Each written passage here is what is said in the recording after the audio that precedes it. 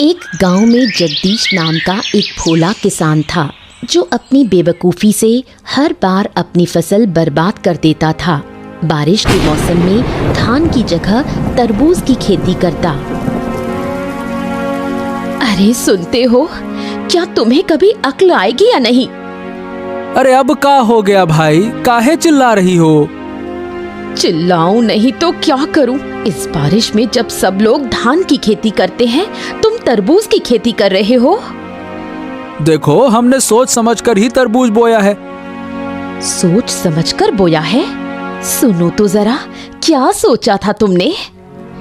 हाँ, अब सुनो। बात ये है कि सब लोग जब धान की खेती कर रहे हैं तो ऐसे में तरबूज कम मिलेगा।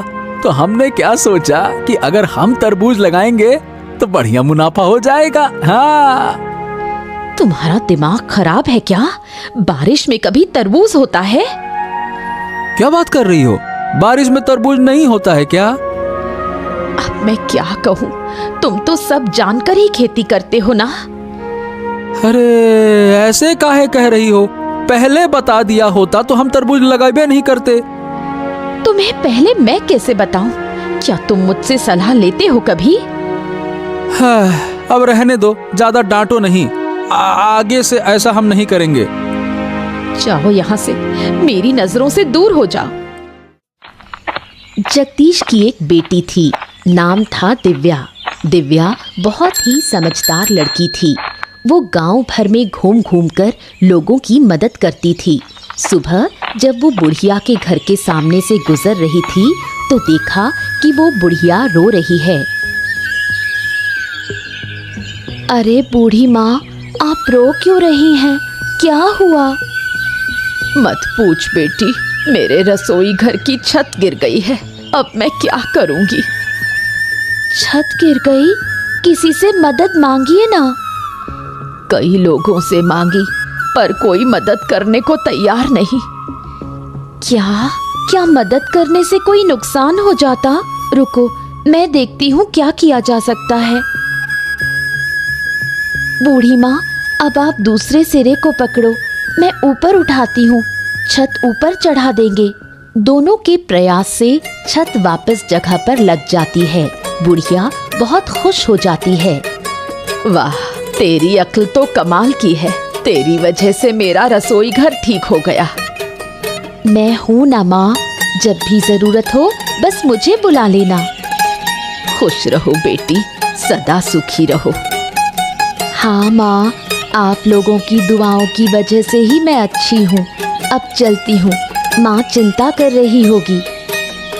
ठीक है बेटी, ध्यान से जाना।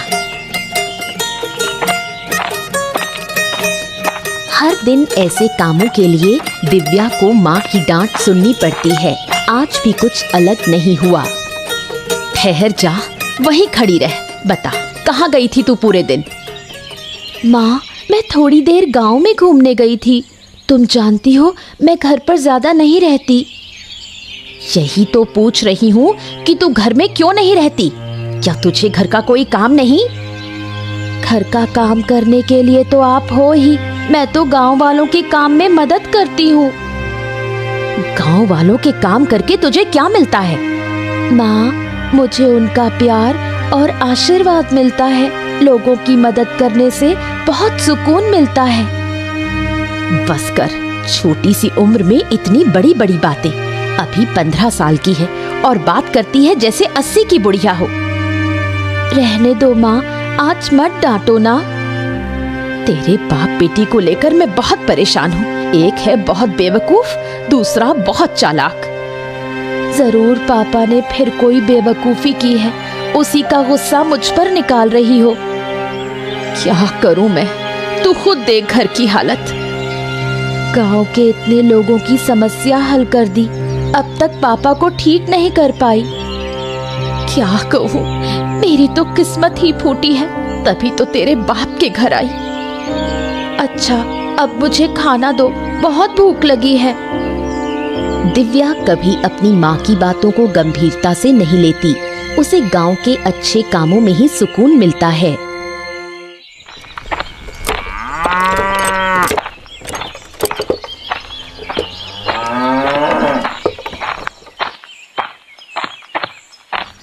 सुबह चंद्रकांत बाबू ने बुढ़िया को बुलाया, लेकिन वो नहीं आ पाई। इस बात को लेकर वो चिंतित थे। क्या हुआ बुढ़िया? मैंने तो तुझे सुबह बुलाया था ना, तू अब आ रही है? क्या मेरी बात की कोई कदर नहीं है क्या? ऐसी कोई बात नहीं बाबूजी, दरअसल मैं थोड़ी परेशानी में पड़ गई थी। परेशानी में? क्या हुआ था? मेरी रसोई की छत गिर गई थी, उसे ठीक करने में लगी रही। अच्छा, तो अब छत ठीक हो गई? हाँ हो गई। मैंने बहुतों से मदद मांगी, लेकिन किसी ने नहीं की। तो फिर तूने अकेले ठीक की? नहीं बाबूजी, मैं अकेले नहीं कर पाई। जगदीश की बेटी ने मदद की। वही छोटी सी लड़की जो दिन भर गांव में घूमती रहती है? हाँ बाबूजी, वो छोटी जरूर है, लेकिन बहुत समझदार है। गांव के लोगों की बहुत मदद करती है। ऐसा है क्या? बिल्कुल, उसके जैसा कोई और बच्चा इस गांव में नहीं। अच्छा लगा सुनकर। कभी उसकी समझदारी की भी परीक्षा लूंगा मैं। जरूर देखिए, बच्ची बहुत तेज है। जहाँ भी जाती है समाधान लेकर ही लौटती है। बुढ़िया की बात सुनकर चंद्रकांत बाबू को ईर्ष्या होती है। उसे अपनी बेटी देवांशी दिव्या के सामने बहुत छोटी लगने लगती है।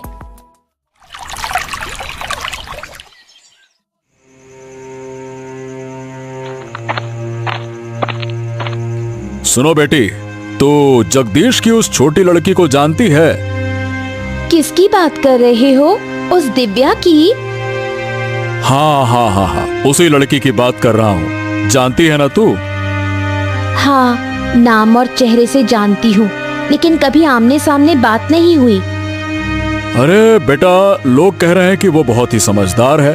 पूरे गांव की समस्या वही लड़की हल करती फिरती है। क्या कह रहे हो पिताजी? ये कैसे हो सकता है? उसकी उम्र ही कितनी है? ऐसा है क्या? अब मुझे भी तो बड़ा अजीब ही लग रहा है, लेकिन जो कुछ लोगों से सुना है, अब देखो वो झूठ नहीं लगता। लोग उस लड़की की तारीफ कर रहे हैं? तारीफ कर रहे हैं कि क्या बात कर रही हो? ऐसा लग रहा है जैसे उसके गुणों का बखान कर रहे हैं। मैं भी देखना चाहती हूँ कि वो कितनी होशियार है। अब गरीब घर में जन्मी है, उसमें भला इतनी अकल आ कहां से गई? अगर वो मुझसे ज्यादा समझदार निकली तो उसे इस गांव में नहीं रहने दूंगी। इस गांव की सबसे समझदार लड़की सिर्फ मैं ही रहूंगी। ठीक है बेटी, अब देखो तुम गुस्सा मत करो। मैं देखता हूँ क्या किया जा सकता है। चंद्रकांत बाबू सोच में पड़ जाते हैं, कैसे दिव्या को इस गांव से बाहर निकाला जाए। 2 दिन बाद की बात है। देवांशी गांव में घूमते हुए तालाब के किनारे दिव्या को खड़ा देखती है।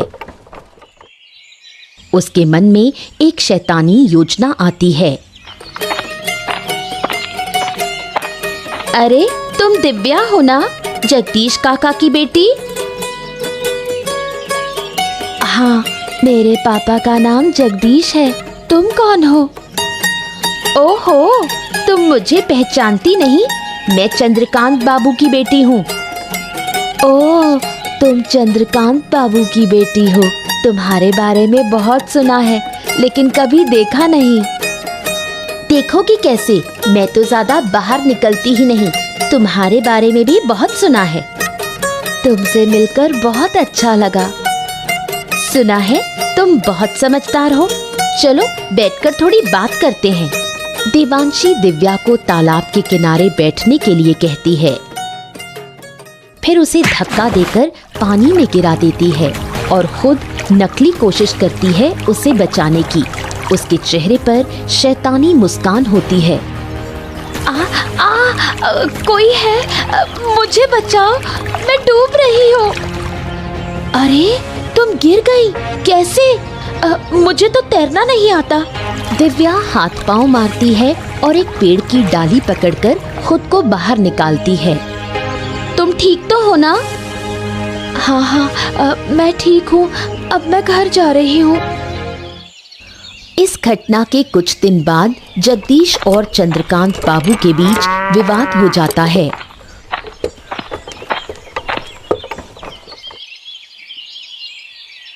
क्या हाल है जगदीश?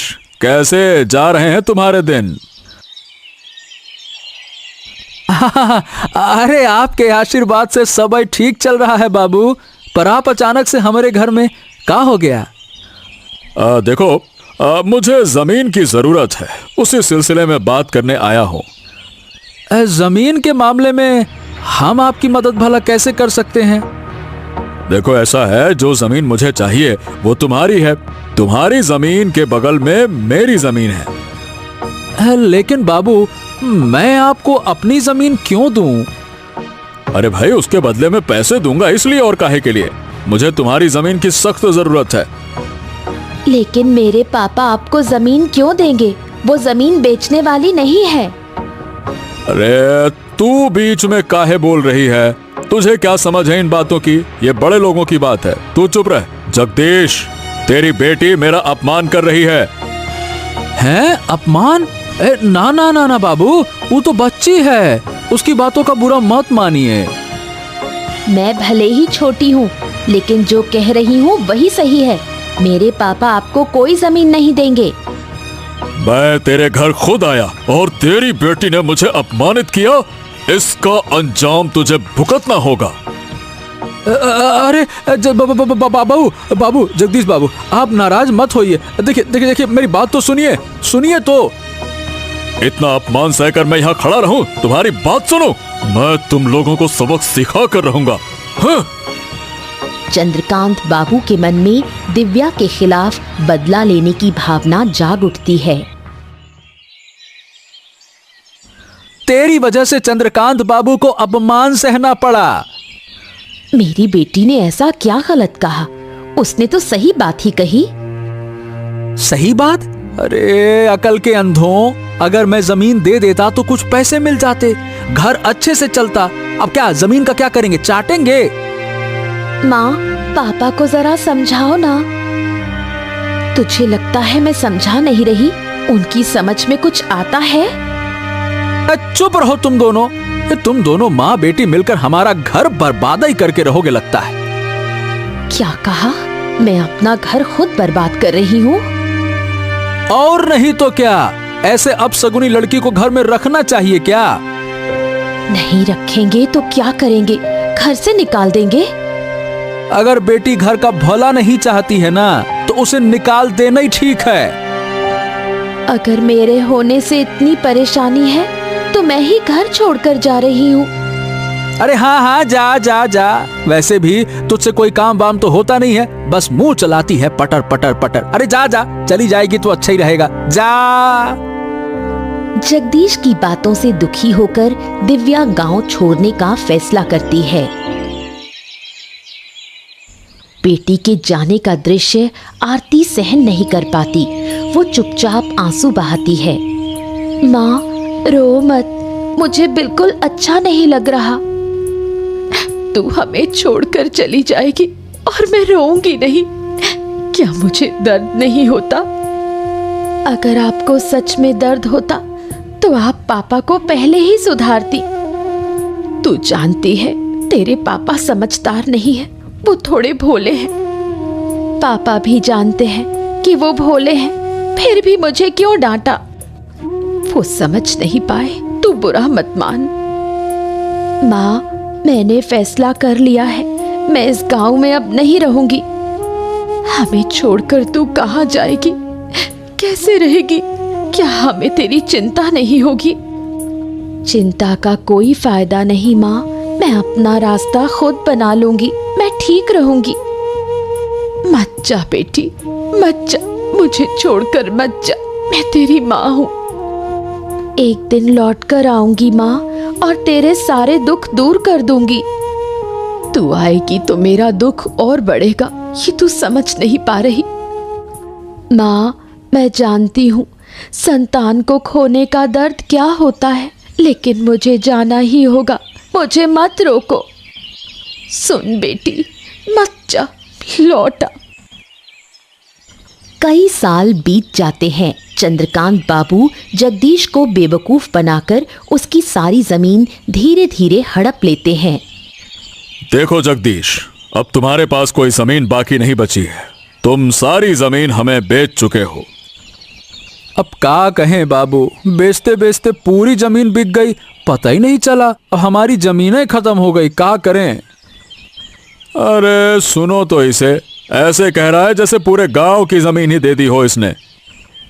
अब जब सब कुछ बेचा ही दिया है तो आप फिर मेरे पास क्यों आए हैं? क्या सब कुछ? अरे भाई, क्या तुम सब कुछ का मतलब समझते हो? अरे बुड़बक, उस सब कुछ में तुम्हारा एक घर भी शामिल है। हैं? ये क्या कह रहे हैं बाबू? मैंने ये घर भी आपको बेच दिया क्या? मुझे तो ऐसा कुछ याद नहीं आ रहा। याद नहीं आ रहा? अरे जरा ध्यान से सोचो, आखिरी बार जब पैसे लिए थे ना, तब कुछ ज्यादा ही लिए थे। याद करो, याद आया ना? याद आया ना? हाँ हाँ, पैसे तो ज्यादा लिए थे, लेकिन जमीन भी तो आपको ज्यादा ही दी थी ना बाबू। हाँ, तो उसी जमीन में एक घर भी शामिल था, समझे? क्या बात कर रहे हैं? तो अभी घर हमको छोड़ना पड़ेगा? बिल्कुल, मैं अपनी जमीन पर तुम्हें क्यों रहने दूं? बिल्कुल नहीं रहने दे सकता। चलो। हैं? लेकिन हम ही घर छोड़ देंगे तो जाएंगे कहाँ बाबू? अरे कहाँ जाएंगे हम क्या बताएं? अरे जाओ जहाँ जाना है, फालतू की बात ना करो मुझसे। लेकिन यह घर छोड़ना पड़ेगा तुम्हें, समझ गए? ठीक है बाबू, हमको कुछ दिन का समय दे दीजिए, फिर हम घर खाली कर देंगे। हाँ ठीक है, जल्दी खाली कर देना। जगदीश अब भी कुछ नहीं समझ पाया। चंद्रकांत बाबू उसे देखकर मन ही मन बहुत खुश होता है और उसे कुछ दिन का समय देता है।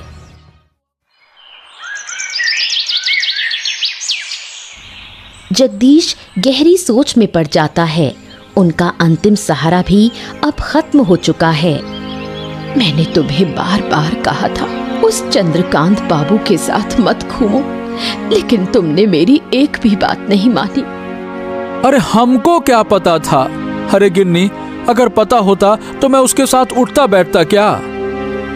तुमने नहीं समझा, ये ठीक है, लेकिन जब जब मैंने समझाने की कोशिश की, तुमने मुझे ही चुप करा दिया।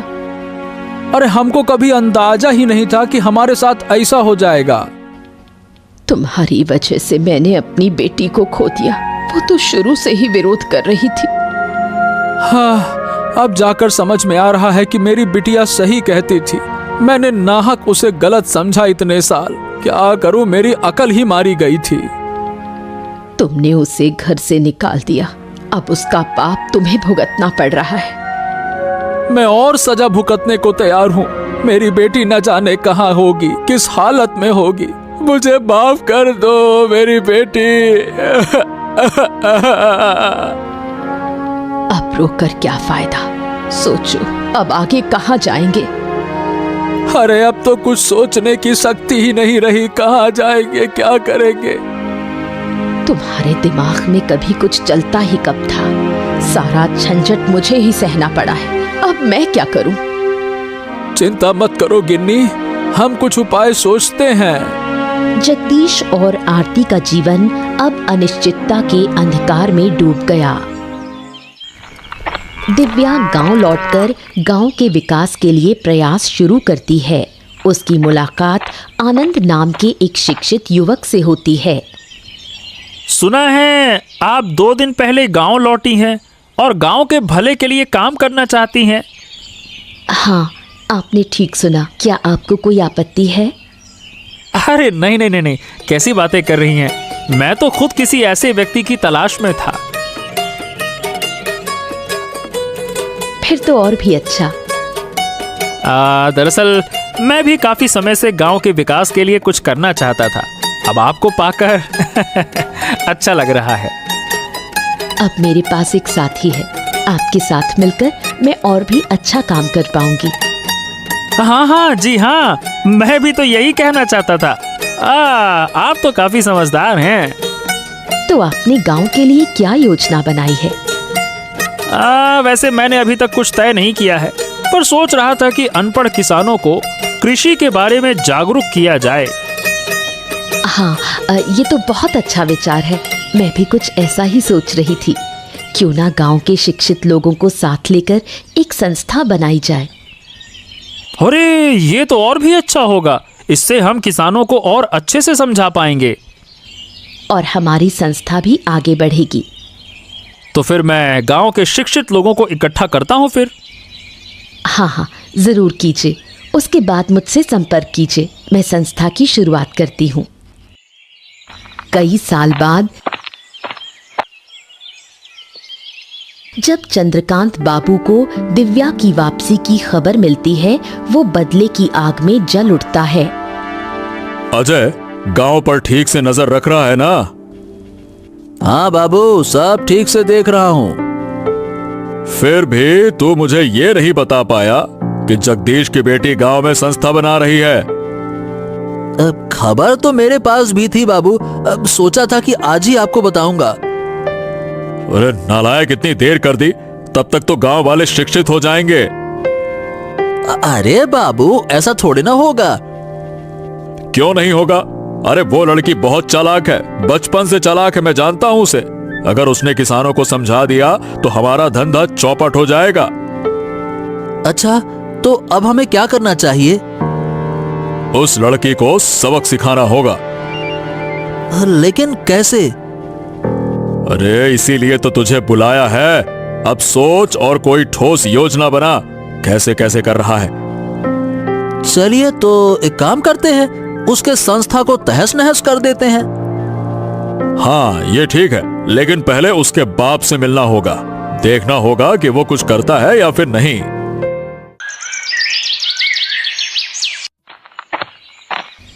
जब चंद्रकांत बाबू जगदीश के घर पहुंचे तो जगदीश थोड़ा डर गया। उसने सोचा चंद्रकांत बाबू शायद उसे घर से निकालने आए हैं। प्रणाम प्रणाम बाबू, आइए आइए आइए, अंदर आइए, बैठिए बैठिए बैठिए।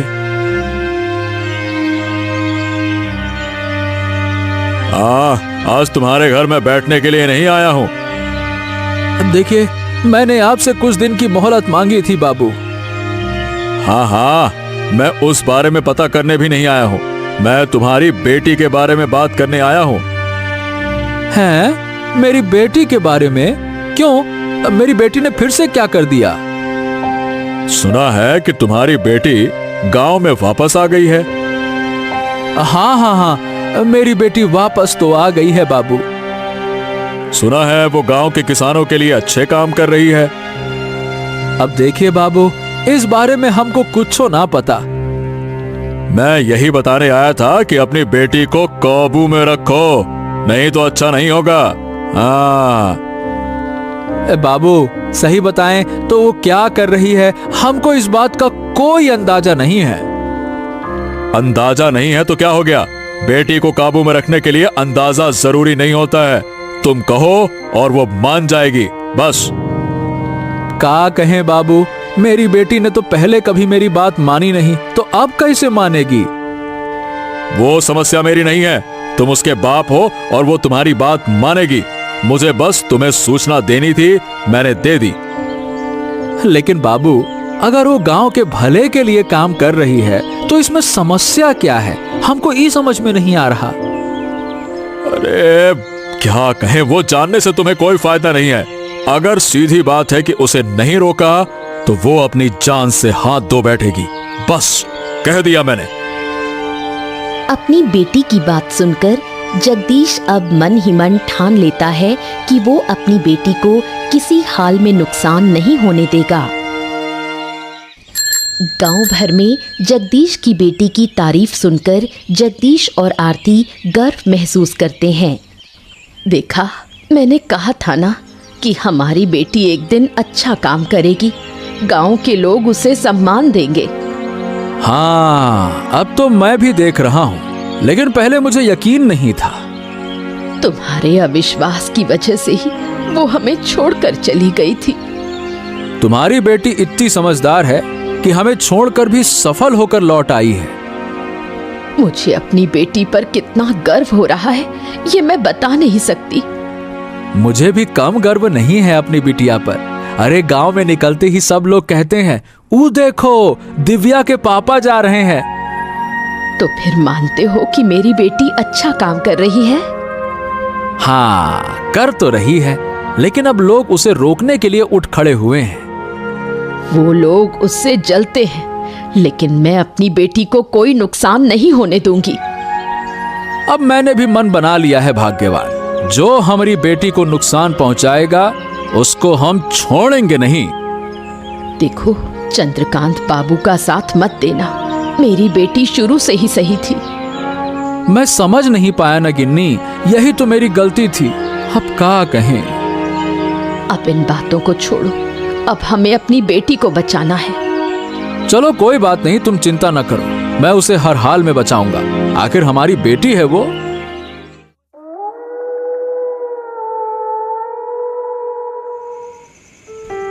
दूसरी ओर चंद्रकांत बाबू और अजय ने चालें चलनी शुरू की। सुन अजय, इस बार योजना मजबूत होनी चाहिए। वो लड़की बहुत चालाक है। सिर्फ चालाक नहीं, वो बहुत होशियार भी है। हम कुछ भी करें, वो अपनी समझ से बच निकलती है। इसलिए तो कह रहा हूँ, इस बार सख्त तैयारी होगी। तो फिर बताइए बाबू, क्या किया जाए अब? पहले कुछ लोगों को इकट्ठा करो, फिर उसके संस्था को तोड़ डालो। तो चलिए बाबू, कल ही हमला करते हैं। हाँ, कल ही करना होगा, अब और देर नहीं की जा सकती। अगर गांव वाले बीच में आ गए तो उन्हें गांव से निकालने की धमकी देंगे। कोई और बीच में फिर नहीं आएगा। लेकिन उस लड़की के साथ हमारे गांव का आनंद भी है, उससे थोड़ा डर लगता है। लोग उसे बहुत मानते हैं। अगर आनंद बीच में आया ना, तो उसे भी खत्म कर देंगे। ठीक है बाबू, ये हुई ना बात। किसी भी हालत में ये काम रुकना नहीं चाहिए, नहीं तो मैं किसानों की जमीन हथिया नहीं पाऊंगा। सुबह होते ही चंद्रकांत बाबू, अजय और उनके लोग सभा घर पहुंचते हैं, हाथों में डंडे और हथियार। ये क्या बाबू, आप लोग यहाँ हथियार लेकर क्यों आए हैं? क्या मकसद है आपका? जो काम तुम लोग कर रहे हो वो गांव के भले के लिए नहीं है। इसे अभी के अभी बंद करो। ये काम गांव के भले के लिए नहीं है, ये आपसे किसने कहा? या फिर ये काम आपके धंधे के लिए खतरा बन गया है? रोज जबान लड़ाती है। अजय, देख क्या रहा है? इस सभा घर को तोड़ डाल, चल। अगर हिम्मत है तो आइए, हम तुम्हारे हाथ तोड़ डालेंगे। अब दिव्या के सामने ढाल बनकर खड़े हो जाते हैं जगदीश। चंद्रकांत बाबू गुस्से में भड़क उठते हैं। खबरदार बाबू, अब तक आपने हमारे परिवार को बहुत नुकसान पहुंचा दिया।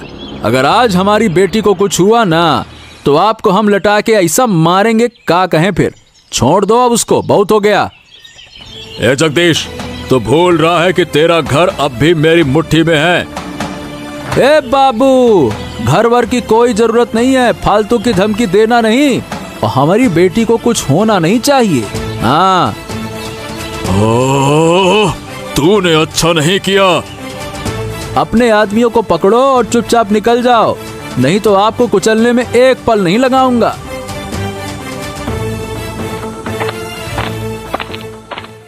ए बेटा, हमका माफ कर दे, हमने तुम्हें अपनी बेटी नहीं समझा। अरे बाबा, आप ऐसा क्यों कह रहे हो?